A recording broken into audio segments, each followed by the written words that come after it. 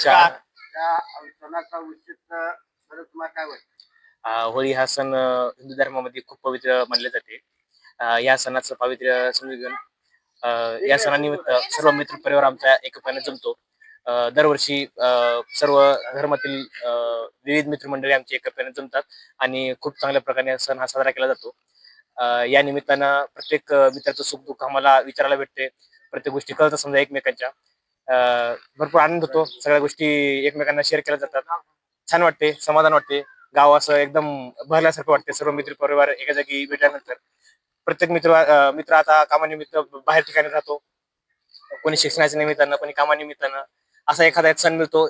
त्या निमित्त सगळे एका जागी येतात आणि त्यासोबत खूप समाधानीनं आम्ही एकोप्यानं एक वेगवेगळ्या गोष्टी करून आम्ही असं साजरा करतो आणि छान वाटते, समाधान वाटते. आज एवढा मित्र परिवार बघून एवढं असं एकदम समाधान वाटते, की असं भरून आलंय मन. खूप छान वाटतंय. हा बघा, हा कुठून आला विचारायला? इस्रायल. अमेरिका. अमेरिका. तू कुठं आलास? कोण? तू कुठून आलास? मी गावातच होतो 1 महिना झाला. हे